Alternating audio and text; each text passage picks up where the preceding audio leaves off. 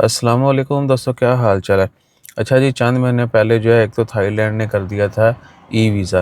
Embassy में paper जमा नहीं होते, अभी आप सबको ऑनलाइन जो है ना अप्लाई करना पड़ेगा।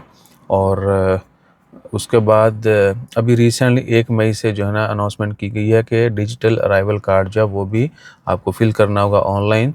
वो बाकी भी दुनिया के बहुत सारे मुल्कों में है, ब्रूनेई जाने के लिए है।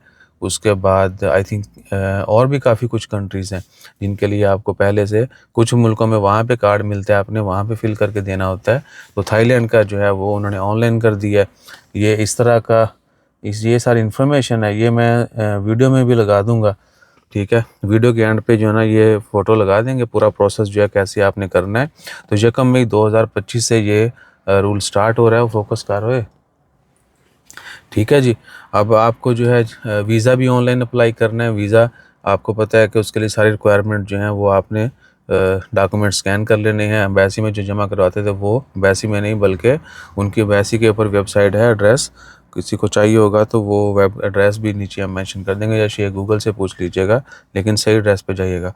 और वहाँ पे जाके आपने जो है ऑनलाइन सारा कुछ अप्लाई करना है, सबमिट करना है। उसमें आपका पासपोर्ट की कॉपी, फ़ोटो, बता एनओसी, स्टेटमेंट, उसके बाद होटल, फ्लाइट, सब कुछ। ठीक है जी। वीज़ा मिल जाए और आपने जब ट्रैवल करना है तो ट्रैवल से पहले 3 दिन पहले तक आप जो है, यानी अगर आपने 3 दिन बाद ट्रैवल करना है तो आप within 3 days before your travel आप अप्लाई कर सकते हैं, या सेम डे भी कर सकते हैं, नो प्रॉब्लम। और तरीका है जी कि आपने इस पोर्टल के ऊपर लॉगिन करना है, रजिस्ट्रेशन कंप्लीट करनी है, सबमिशन करना है, और इमिग्रेशन काउंटर पे आपने दिखा देना है। ठीक है जी कि मैंने ये ऐसे ऐसे किया है। और बारकोड से भी कर सकते हैं, वेब के ऊपर भी, एप्लीकेशन के ऊपर भी।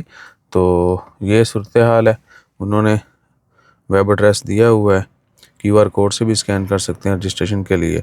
इवन के एयरपोर्ट के ऊपर भी कर सकते हैं। इमिग्रेशन से पहले पहले आपको ये कंप्लीट करना होता है। इमिग्रेशन में आपने दिखाना है कि मैं फ़लाँ फ़लाँ जो इधर आ गया हूँ। इसमें क्या होगा कि सिलेक्शन होती है विज़िट की, वीज़ाज़ की। ठीक है, तो उनको जो है ख़ुद से सॉर्ट आउट करने की बजाय ऑटोमेटिकली उन्होंने पैसेंजर से ही करवा लेना कि भाई तू कौन कितों कितने किस पर्पज़ ना ला रहे हैं। तो ये फ्यूचर में फिर वो बाकी बहुत सारी जगहों पे यूज़ करेंगे। ये नहीं है कि उन्होंने बस ऐसे बैठे बिठाए कुछ वो निकाल दिया रूल। इसके बहुत सारे मकासद हैं।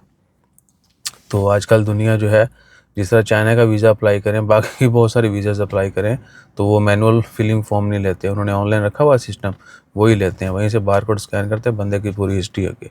उनकी जो है ना कह लें कि एफर्ट्स बस एक दफ़ा है सिस्टम को मेंटेन करने की होती हैं, बाकी जो है ना कागज़ों के साथ खेलने की वो मिनिमम से मिनिमल हो जाती हैं, और मिनिमल से मिनिमम।